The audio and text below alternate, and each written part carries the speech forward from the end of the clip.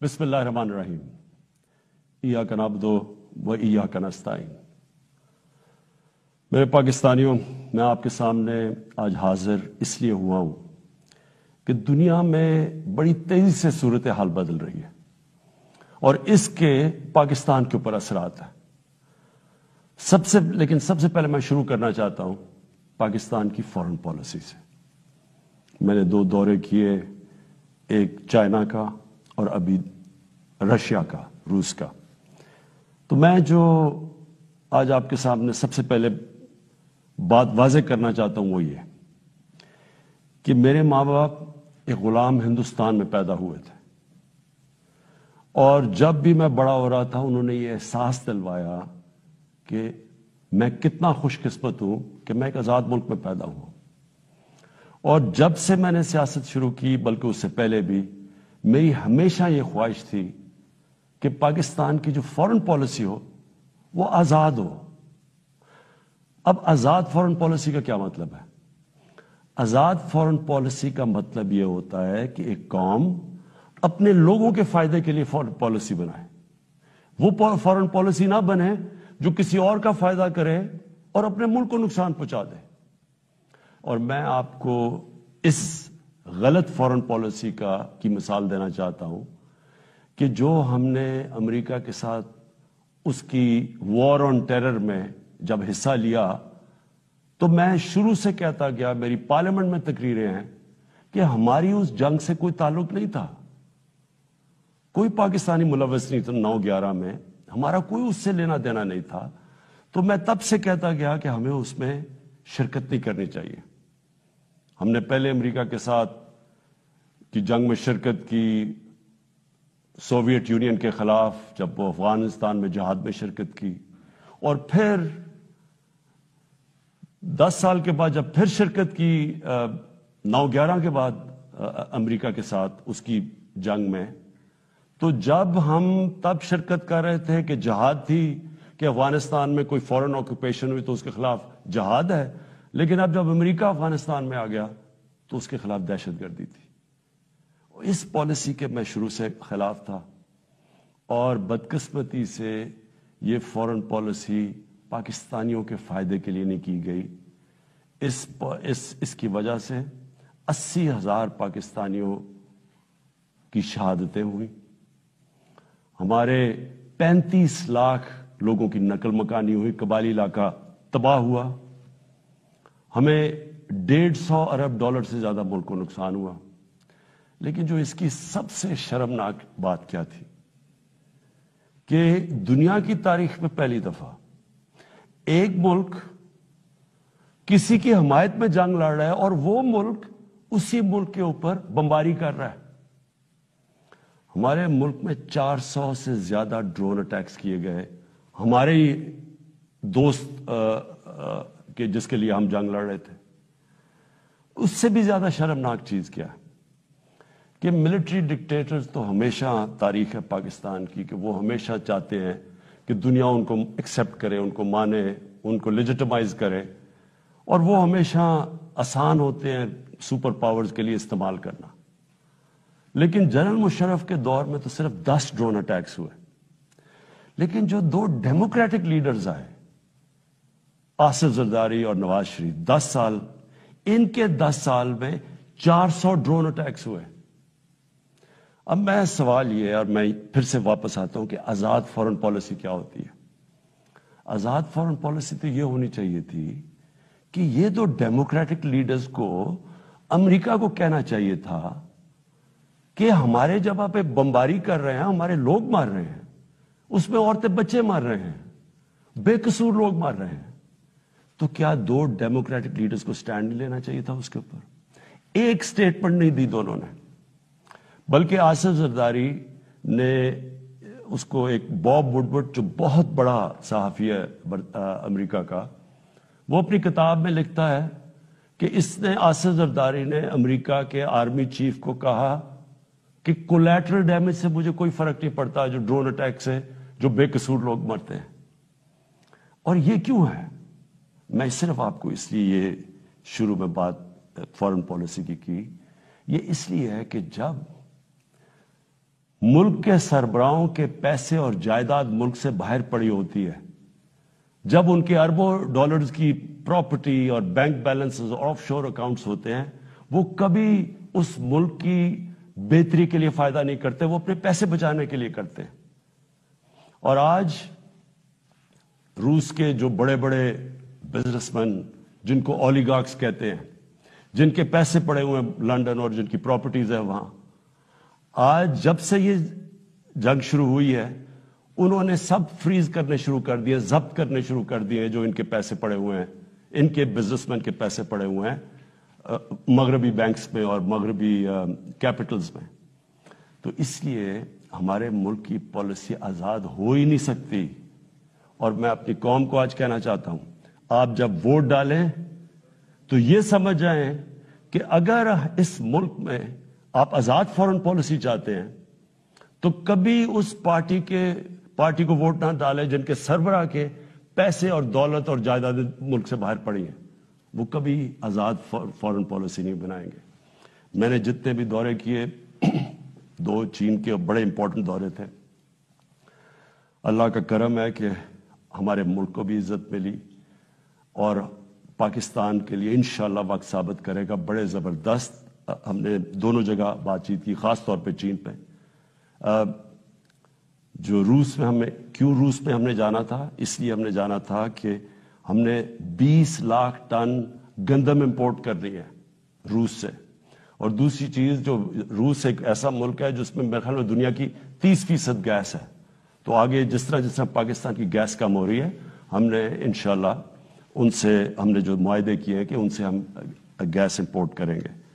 اور چین کے سامنے ابھی تھوڑی دیر کے بعد انشاءاللہ اس قوم کے سامنے آ جائے گا کہ جس طرح کے چین کے ساتھ ہمارے معاہدے ہوئے ہیں، اور خاص طور پہ سی پیک کا جو دوسرا فیز ہے۔ اب دوسری بات صرف میں نے مختصر کرنی تھی، اس سے پہلے میں جو ملک کے مسائل کے ہم نے حل سوچے، میں نے اور میری ٹیم نے، وہ آپ کے سامنے رکھوں گا۔ لیکن دوسری چیز ایک متنازع ایشو بنا ہوا ہے، اس کے اوپر تھوڑا شور مچا ہوا ہے کہ جی آزادی صحافت کے اوپر پابندی لگائی جا رہی ہے اور لوگوں کے منہ بند کیے جا رہے ہیں۔ میں پہلے آپ کو ایک چیز واضح کر دوں، پیکا لا، آپ سب کو یہ بتا دوں کہ یہ 2016 میں بنا تھا، اس پہ صرف ہم ترمیم کر رہے ہیں۔ جو سربراہ ملک کا جس نے کرپشن نہیں کی، جو ملک کا سربراہ ملک کے قانون نہیں توڑتا، اس کو کبھی آزاد صحافت سے، میڈیا سے کوئی خطرہ نہیں ہے۔ آج آپ اٹھا کے دیکھ لیں، پاکستان کے اخبار، میڈیا دیکھ لیں، تقریباً 70% خبریں ہمارے خلاف ہیں، ہمیں ان سے کوئی فرق نہیں پڑتا۔ لیکن یہ قانون کسی وجہ سے لے کے آئے ہیں۔ اس کی وجہ یہ ہے کہ پاکستان میں سوشل میڈیا کے اوپر اس طرح کا گند آ رہا ہے، اس طرح کی چیزیں آ رہی ہیں، چائلڈ پورنوگرافی آ رہی ہے، یعنی جو ہمارے اسلامک ویلیوز کی خلاف ورزی، ہمارے چھوڑے دنیا میں کسی بھی مہذب معاشرے میں اس طرح کی چیزیں نہیں آتی جو اب ہمارے سوشل میڈیا پہ آ رہی ہیں۔ میرے پاس ریکارڈ ہے اس وقت کہ 94,000 کیسز پڑے ہوئے ہیں ایف آئی اے کے پاس، جس کے اندر گھر کی عورتوں کو تنگ کیا ہوا ہے، ان کے خلاف، اور لوگوں کے گھر اجڑ رہے ہیں کیونکہ گند اچھال رہا ہے، فیک نیوز آ رہی ہے، تصویریں گندی دی جا رہی ہیں۔ ابھی تک صرف 38 کیسز کا فیصلہ ہوا ہے 94,000 کیسز میں سے۔ عام لوگوں کو تو چھوڑیں، پرائم منسٹر ایک ملک کو چھوڑیں کہ عمران خان ہے یا کوئی بھی ہے، اس کو بھی نہیں بخشا جا رہا۔ ایک صحافی نے 3 سال پہلے لکھا کہ جی عمران خان کی بیوی گھر سے چھوڑ کے چلی گئی ہے، اور جی عمران خان نے کوئی غلط غیر قانونی کام کیا بانی گالہ میں نے عدالت میں کیس کیا۔ 3 سال ہو گئے ہیں، پرائم منسٹر کو ابھی تک کوئی انصاف نہیں مل رہا۔ وہی پھر سے صحافی لکھتا ہے اب پھر کہ جی ان کی بیوی گھر چھوڑ کے چلی گئی ہیں۔ ملک کا پرائم منسٹر اگر اس سے یہ ہو سکتا ہے، اس طرح کا اس کے خلاف وہ عورتیں جن کا کوئی سیاست سے تعلق نہیں ہے، تو سوچیں باقی لوگوں کا یہاں کیا ہوگا. یہی صحافی جب اس نے نواز شریف کے دوسرے دور میں اس کے کرپشن پہ لکھا تھا، اس کو 3 دن اس نے بند کر کے ڈنڈے مارے تھے. ہم جا رہے ہیں قانونی طور پہ، اور یہ حال ہے کہ یہاں بھی یہ حال ہے کہ ہمارے ایک وزیر کے خلاف کسی خاتون نے لکھا، اس نے انگلینڈ میں جا کے انصاف لیا، ادھر اس کو فائن کیا گیا. اب مراد صحیح کے خلاف بات ہے، مراد صحیح سوچ رہے ہیں انگلینڈ میں قانون لے جا کے کیس کرنا. شوکت خانم کے اوپر ایک میڈیا ہاؤس جنگ گروپ، انہوں نے شوکت خانم کے اوپر لکھا کہ شوکت خانم کا جو پیسہ ہے وہ تحریک انصاف کو جا رہا ہے. اتنی بھی زحمت نہیں کی کہ کم از کم شوکت خانم سے پوچھ تو لیتے، ان کا ورژن تو لے لیتے کہ کیسے چیک جو شوکت خانم ہے وہ تحریک انصاف کے اوپر جا رہا ہے. اب شوکت خانم پہلے ہی ایک نون لیگ نے حنیف عباسی نے شوکت خانم کے اوپر اسی طرح کہا تھا کہ پیسہ چوری ہو رہا ہے. وہ کیس 10 سال ہو گئے ہیں، وہ لوور کورٹ سے جیت چکی ہے شوکت خانم، 10 سال کے بعد بھی انصاف نہیں. تو اب شوکت خانم انگلینڈ میں جدھر رجسٹرڈ چیریٹی ہے اور امریکہ میں ادھر کیس کرنے جا رہی ہے اسی جنگ گروپ کے اوپر. تو کہنے کا میرا مقصد یہ ہے کہ یہ تو دنیا میں کہیں بھی نہیں ہوتا. آزادی صحافت کے نام پہ یا مافیاز بیٹھ کے بلیک میل کر رہے ہیں، ان کے ایجنڈے کچھ اور ہیں، یا ایسے صحافی بیٹھے ہیں جو پیسے لے کے یہ ساری گند اچھال رہے ہیں، بلیک میل کر رہے ہیں گورنمنٹ کے اوپر. میں نے آپ کو کہا کہ ساری زندگی میں نے تنقید دیکھی ہے. میں کرکٹ کیپٹن سے مجھے تنقید ہوتی تھی. میں نے سارے مغرب میں دیکھا ہوا ہے کہ کیا ہے. انگلینڈ کے اندر جدھر سے ہم نے جمہوریت کے ویلیوز لے کے آئے ہیں، میں نے انگلینڈ میں ایک کیس لڑا ہے، یہ جو ہرجانے کا کیس، سب سے بڑا ان کا کھلاڑی تھا جس کا میرا کیس ہوا تھا. مجھے پتا ہے کہ کبھی بھی کسی کی جرت نہیں ہو سکتی جو یہاں چیزیں جس طرح کی غیر ذمہ دارانہ چیزیں یہاں آتی ہیں، کسی کی جرت نہیں ہو سکتی کہ یہی جا کے آپ کسی اور جمہوریت کے اندر کریں. تو میں یہ صرف اس لیے کہہ رہا ہوں کہ یہ اس ملک کے لیے اتنا ضروری ہے. مجھے اتنے لوگ کال کرتے ہیں، مائیں کال کرتی ہیں، میسیجز دیتی ہیں کہ کس طرح کے حالات ہو گئے ہیں، کیونکہ کوئی پوچھنے والا نہیں ہے. تو اس کے اوپر میں نے صرف یہ کلیئر کرنا تھا کہ اس کا کوئی آزادی صحافت سے تعلق نہیں ہے. جو اچھے صحافی ہیں وہ خوش ہوں گے کہ فیک نیوز ختم ہو. وہ تو ان کی تو کریڈیبلٹی ہوتی ہے کہ صحیح اور اچھی صحافت تو ایک اثاثہ ایک معاشرے کا. ان کی جو تنقید ہوتی ہے وہ ہمارے پرائم منسٹر وزیروں کو آگاہ رکھتی ہے کہ ہم نے کیا کرنا ہے، ہم کیا غلطیاں کر رہے ہیں. لیکن یہ بلیک میل کرنا، گند اچھالنا، گھر کی عورتوں کو اس طرح کی چیزیں کہنی. پرائم منسٹر، ملک کا پرائم منسٹر، اب یہ 3 مین اخبار ہیں یہاں. میں نومینیٹ کرتا ہوں آزاد کشمیر کا پرائم منسٹر جب ہماری پارٹی الیکشن جیتتی ہے. 3 مین اخباروں کے فرنٹ پیج پہ آتا ہے کہ جی وہ جادو ٹونے سے یا پتہ نہیں ستارے دیکھ کے اس کو آزاد کشمیر کے پرائم منسٹر کو سلیکٹ کیا گیا. یہی چیز کہیں بھی انگلینڈ اور مغرب کے اخباروں میں کرتی ہے. میں آپ کو یقین دلاتا ہوں کہ ان کے اوپر اتنا بڑا ہرجانہ ہونا تھا کہ ان کی شاید اخبار ہی بند ہو جاتے. اب میں دوسری چیز پہ آنا چاہتا ہوں، کیونکہ میں آپ کو یہ بتانا چاہتا ہوں کہ ہم اب ہمارے جو حالات ہیں ان کے اوپر ہم نے اب کیا بڑی محنت کر کے ہم نے کیا تجویزیں سوچی ہوئی ہیں. تو سب سے پہلے کہ میں آپ کو صرف یہ یاد کرانا چاہتا ہوں، اور یہ ضروری ہے یاد کرنا، کیونکہ اگر تو مجھے سوئٹزرلینڈ کی اکانومی ملی ہوتی تو بڑا اچھا ہوتا. آج اسی پر بتاتے کہ وہ حالات تب یہ تھے تو اب آپ نے کیا کیا ہے. تو جب ہمیں اکانومی ملی تھی 2018 میں، جو سب سے بڑا پاکستان کی تاریخ کا خسارہ تھا، اندرونی بھی فسکل ڈیفیسٹ بھی اور بیرونی جس کو کرنٹ اکاؤنٹ ڈیفیسٹ کہتے ہیں، پاکستان کی تاریخ میں سب سے بڑا ڈیفیسٹ تھا. ہمارے جو فورن ایکسچینج ریزروز تھے وہ مشکل سے 3 ہفتے کی بھی امپورٹس کے لیے کافی نہیں تھے. ہماری کئی باہر کی لائبلٹیز جو تھی ہم پیسے نہیں دے سکتے تھے. وہ پاکستان ملا تھا. اور اس کے بعد اتنے مشکل وقت سے نکلتے ہوئے اس کے بعد ہم کرونا آ گیا. اب کرونا کا میں صرف آپ کو یہ بتا دوں کہ یہ 100 سال میں ایک دفعہ اتنا بڑا کرائسس آتا ہے جو کورونا آیا. دنیا میں آپ دیکھ لیں کہ حالات کیا ہوئے. اچھی بھلی اکانومیز اجڑ گئیں. برطانیہ، ہندوستان جو بڑی تیزی سے آگے جا رہا تھا اس کی مائنسز میں گروتھ ریٹ چلی گئی. تو اس پہلے ہی مشکل حالات تھے. ہماری جو گروتھ ریٹ تھی وہ 0.2% بھی نہیں تھی. تو پہلے ہی برے حالات تھے، اوپر سے کرونا آ گیا. تو اس کرونا کے وبا سے جس طرح پاکستان نے ڈیل کیا اور کرتا آیا وہ میں ابھی بعد میں بتاؤں گا. لیکن اس کے بعد دو اور چیزیں ہو گئیں. جب کیونکہ پہلے تو کرونا آ کے لاک ڈاؤنز ہو گئے، اس کے اپنے مسئلے آئے. اس کے بعد جب لاک ڈاؤنز اٹھنے شروع ہوئے تو سپلائی لائنز افیکٹ ہوئی تھی. اس سے ایک کموڈٹی سپر سائیکل کہتے ہیں، یعنی جو کموڈٹیز تھیں وہ تاریخی مہنگی ہو گئی. اس سے کیا ہوا کہ دنیا کے اندر مہنگائی آ گئی، انفلیشن آ گئی. تو میں صرف آپ کے سامنے رکھنا چاہتا ہوں کہ اب میں صرف اس لیے بتا رہا ہوں کہ ہم کوئی دنیا سے علیحدہ تو نہیں ہے نا. کئی چیزیں ہیں جن کو ہم امپورٹ کرتے ہیں. تیل ہے، گھی ہے، 70% امپورٹ کرتے ہیں. دالیں امپورٹ کرتے ہیں 70%. یہ ساری جتنی چیزیں تھیں، اور بجلی جو ہماری ہے وہ اگر آپ 60% جو بجلی ہے وہ امپورٹڈ فیول سے بنتی ہے، یعنی یا کوئلے پہ یا گیس پہ اور یا پھر تیل پہ.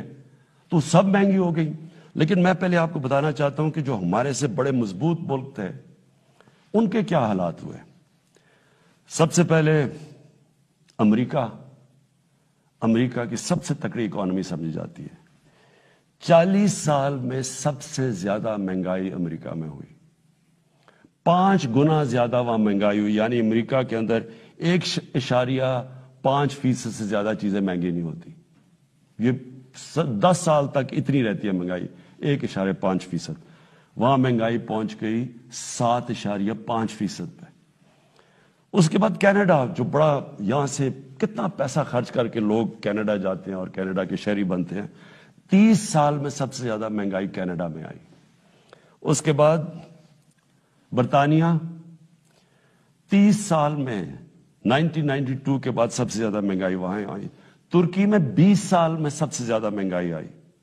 اور میں صرف کیونکہ ہمیں سب سے زیادہ شور مچایا جاتا ہے کہ جی بڑی مہنگائی آ گئی، ہمیں گورنمنٹ کو ہٹا دو کیونکہ اتنی مہنگائی آ گئی. اب یہ میں نے جو آپ کے سامنے یہ فگرز رکھ رہا ہوں، یہ ذرا آپ کیونکہ سارے آپ چیک کر سکتے ہیں. آپ تو بڑا یہ زمانہ بدل گیا ہے، موبائل فون آپ کی جیب میں ہے. گوگل کریں کہ یہ میں ٹھیک کہہ رہا ہوں یا نہیں کہہ رہا، تو آپ کو پتا چل جائے گا. اب ذرا یہ سنیں، پیپلز پارٹی کی پہلے دور میں 71 سے لے کے 77 تک 13.9% اوسط مہنگائی ہوئی اس دور. پیپلز پارٹی کے دوسرے دور میں 88 سے لے کے 2 سال ان کی حکومت چلی، 8.3% مہنگائی ہوئی. پھر ان کے پیپلز پارٹی کے تیسرے دور میں 94 سے لے کے 96 تک 11.6% مہنگائی ہوئی.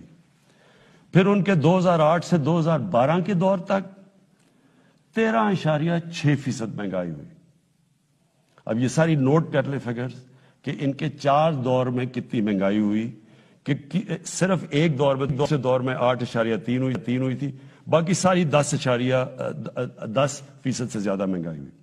نون لیگ پہلا دور 90 سے لے کے 93 تک 10.08% مہنگائی ہوئی. دوسرے دور میں 97 سے لے کے 99 تک 7.2% مہنگائی ہوئی. اور ان کا جو تیسرا دور تھا جس میں یہ بتا دوں کہ سب سے کم تیل کی قیمتیں تھیں ان کے دور میں، تو ان کے 5% مہنگائی ہوئی. اور تحریک انصاف جس نے جو اٹھتا ہے کہ جی مہنگائی میں مر گئے، تحریک انصاف کی مہنگائی ہوئی 8 ہمارے جو ابھی تک 3.5 سال میں 8.5%. تو پہلے تو یہ ذرا واضح ہو جائے آپ کو کہ مہنگائی کتنی ہے ان کے مقابلے میں، کیونکہ وہ بڑا شور مچا ہوا جی گورنمنٹ گرا دو، جلدی سے گرا دو، کیونکہ لوگ پہ اس کا مہنگائی میں پہلے ہاں ہے مہنگائی، اور میں اس کے اوپر ابھی بعد میں آنے لگا ہوں. لیکن ہم اس وقت مہنگائی آئی ہوئی ہے جو دنیا کے اندر مہنگائی کا سائیکل آیا ہوا ہے. اچھا جی، پھر تحریک انصاف دوسری چیز کہتے ہیں جی بڑی ہماری نااہل حکومت ہے. تو میں صرف اب آپ کو صرف جو انٹرنیشنلی مانا گیا کہ تحریک انصاف نے کس طرح یہ سارے چیزوں کا مقابلہ کیا، اب میں صرف انٹرنیشنل اکنالجمنٹ بتا رہا ہوں کہ دنیا نے تحریک انصاف جو اس وبا میں جو 100 سال میں ایک دفعہ اتنا بڑا بحران آتا ہے تو دنیا کیا کہتی ہے. سب سے پہلے اکانومسٹ میگزین جو دنیا میں ساری دنیا کی اکانومیز کا جائزہ لیتی ہے، وہ کہتی ہے کہ 3 سالوں کے اندر جو یہ کرونا کا دور ہے، جو ملک ٹاپ 3 میں 190 ملکوں میں جو سب سے اوپر، جس نے سب سے بہتر طریقے سے اپنی معیشت بھی بچائی اور اپنے لوگوں کو بچایا، ان 3 میں پاکستان ہے. ورلڈ بینک نے تعریف کی، ورلڈ اکنامک فورم نے تعریف کی، ورلڈ ہیلتھ آرگنائزیشن نے خود مثال دی پاکستان کی کہ جس طرح انہوں نے اس چیلنج کا مقابلہ کیا. تو اگر اتنا نااہل ہوتا ملک، تو دنیا کے اندر جدھر ساری دنیا کی بڑی بڑی اکانومیز، ہمارے سے بہتر سسٹمز جن ملکوں کے تھے، اگر وہاں اتنی تباہی آئی ہے اور پاکستان اس سے نکلا ہے. بل گیٹس جب ابھی مجھے ملنے آئے تو انہوں نے خاص پوچھا کہ کیا آپ نے قدم اٹھائے تھے کہ آپ اتنے بڑے چیلنج سے آپ اتنی بہتر نکلے. وہ باقاعدہ NCOC جدھر سے ہمارا سارا یہ کنٹرول ہم کرتے تھے، باقاعدہ وہاں گئے، انہوں نے تعریفیں کی اور پھر یہ بھی تعریف کی کہ ایک طرف ہم کرونا سے لڑ رہے تھے اور دوسری طرف اب پچھلے سارے سال میں کوئی پاکستان میں پولیو کا کیس نہیں ہوا. تو یہ اگر حکومت اتنی نااہل تھی. پھر اس کے بعد جو ہمارا احساس پروگرام ہے، احساس پروگرام کو ورلڈ بینک نے دنیا کے 4 ٹاپ پروگرامز کے اندر کہا گیا کہ جو سب سے بہترین احساس پروگرام تھا اس مشکل وقت میں، جنہوں نے لوگوں کے لیے آسانیاں پیدا کری، وہ تھا. پھر اس کے علاوہ میں صرف ایک اور بھی ایڈ کرنا چاہتا ہوں کہ کبھی ہمارے سے پہلے مجھے بتائیں یہ 2 جماعتیں، کبھی انٹرنیشنلی کسی چیز میں ان کی کوئی تعریف کی گئی ہو؟ کلائمیٹ چینج کے اندر برطانیہ کے پرائم منسٹر نے یونائٹڈ نیشنز جنرل اسمبلی میں پاکستان کی تعریف کی کہ پاکستان جس طرح کلائمیٹ چینج سے جو اگلا بہت بڑا مسئلہ دنیا کو آ رہا ہے، اس نے صرف اور صرف پاکستان کی تعریف کی. اچھا جی، اس کے بعد میں جو آپ کے سامنے جو ابھی چیزیں لے کے آ رہا ہوں کہ ہم نے کرنا کیا ہے تاکہ آپ سب، میری ساری قوم تیار ہو جائے اس کے لیے. اب اس سچویشن کے اندر اب میں ذرا آپ کو بتاؤں کہ ایک طرف اکانومی کا برا حال تھا، پھر اوپر سے کرونا آ گئی، پھر وہ ایک کے اندر قیمتیں چڑھ گئیں، اور پھر افغانستان کا کرائسس آ گیا. افغانستان میں کیا ہوا تھا؟ افغانستان میں لوگوں نے پینک کر کے ڈالر خریدنے شروع کر دیے. ڈالر آ کے انہوں نے پاکستان سے خریدے کیونکہ وہاں لوگوں کو انسرٹنٹی تھی. اس سے پریشر پڑ گیا ہمارے روپے کے اوپر. اور اس کے بعد وہ بھی میں بعد میں ہوں کہ اب یوکرین آ گیا، لیکن اس سے پہلے اب سوچے کہ اس ساری چیز میں پاکستان نے اس مشکل وقت میں پاکستان کی جو اکانومی تھی، جو ہماری دولت میں اضافہ ہو، جو گروتھ ریٹ تھی، اور وہ ورلڈ بینک ویریفائی کر رہا ہے، وہ 5.6% تھی. 5.6% نون لیگ کے آخری سال میں تھی، جب انہوں نے خسارہ کر کے، قرضے لے کے اور بڑے خسارے کر کے، جب انہوں نے جو ان کی بیسٹ 5ویں سال میں تھی، وہ تیسرے سال میں تحریک انصاف کے 5.6% تھی. یہ ہم نہیں کہہ رہے، یہ ورلڈ بینک نے ویریفائی کی ہے. اس کے علاوہ کیا ہوا؟ پاکستان کی دولتوں میں یہ کیسے اتنی زیادہ ہماری گروتھ ریٹ بنی؟ پاکستان کی تاریخ میں سب سے زیادہ ریمیٹنسز بیرون ملک پاکستانیوں نے بھیجی، 31 ارب ڈالر. یہ تقریباً 10 ارب ڈالر زیادہ تھی جو کہ ہمارے سے پہلے ریمیٹنس بھیجتے تھے. پاکستان کی تاریخ کی سب سے زیادہ ایکسپورٹس کی گئی. پچھلے 5 سال میں جو پچھلا نون لیگ کا دور تھا، ایکسپورٹس وہیں کی وہیں تھی. میں آپ کے سامنے ایک یہ رکھتا ہوں، یہ میں چاہتا ہوں کہ یہ ذرا آپ گراف دیکھ لیں. اس گراف میں آپ کو یہ نظر آئے گا کہ 2000 سے گراف ہے اور 2020 تک. اس گراف کے اندر آپ دیکھیں گے کہ یہ روانڈا اسی دور میں کدھر سے کدھر چلا گیا. ویتنام اس دور میں کدھر سے کدھر چلا گیا، چائنا اس کدھر گیا، ہندوستان کدھر گیا، بنگلہ دیش کدھر گیا، اور پاکستان سب سے نیچے. یعنی ہماری ایکسپورٹس بڑھی نہیں، اور جب تک ایکسپورٹس نہ بڑھے وہ ملک آگے بڑھ ہی نہیں سکتا. تو ہم نے، مجھے اور فخر ہے اس چیز پہ کہ 38 ارب ڈالر کی پاکستان کی تاریخ میں سب سے زیادہ ہم نے ایکسپورٹس کی، ان سارے چیلنجز کے باوجود. پھر ہماری جو ٹیکس کلیکشن ہے، کوئی سوچ بھی نہیں سکتا تھا کہ جب لاک ڈاؤنز ہوئے ہوں اور اکانومی سلو ہوئی ہو، اس دور میں پاکستان کی جو ٹیکس کلیکشن ہے وہ 6,000 ارب روپے سے زیادہ ہوئی.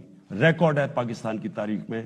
اور یہ گروتھ تھی 31% ہماری ٹیکس کلیکشن کی گروتھ ہوئی. اور پھر سے میں ریپیٹ کرتا ہوں، یہ ساری جتنے بھی میں اعداد و شمار آپ کو دے رہا ہوں اپنے موبائل فون کے اوپر، یہ سب چیک کر سکتے ہیں. پھر جو 4 بڑی پاکستان کی فصلیں تھیں،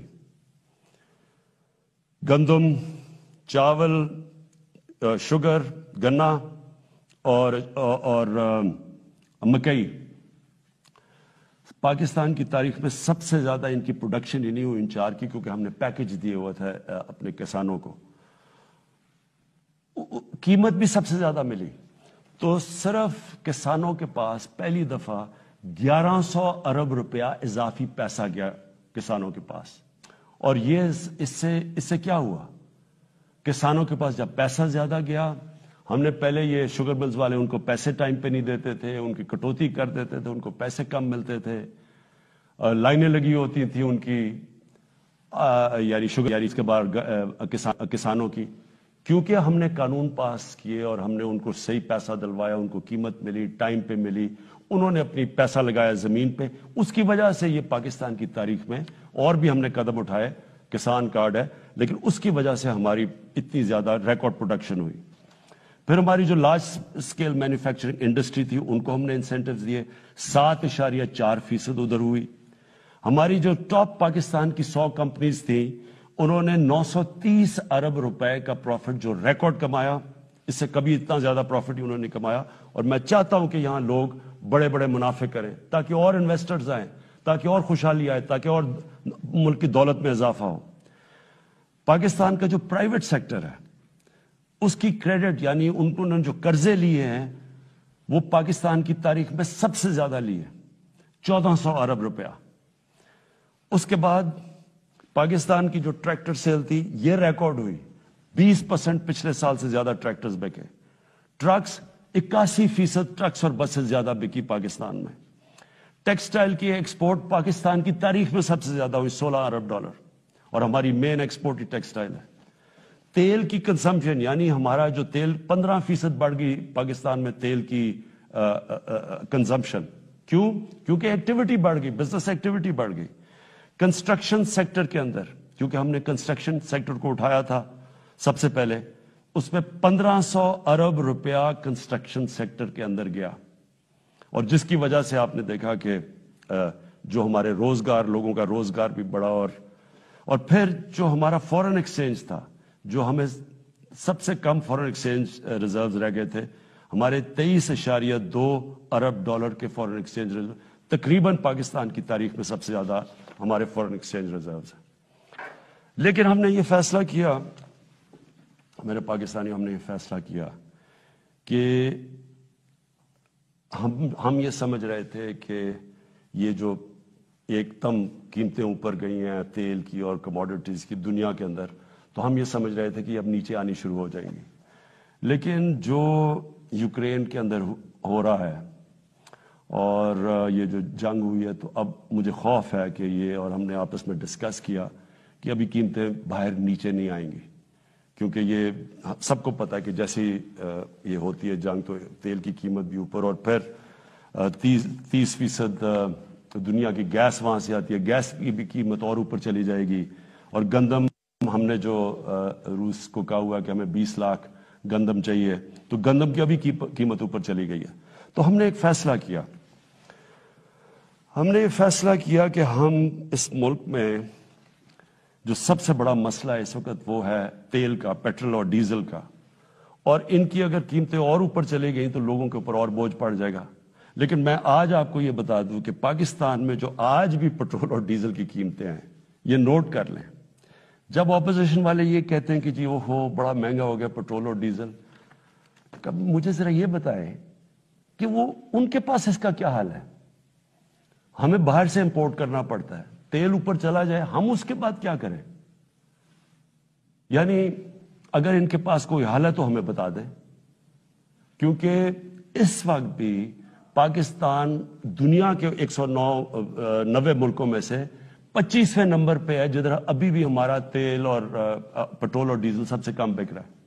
میں آپ کو ذرا بتا دوں کہ ترکی میں اس وقت ہمارا پاکستان میں 160 روپے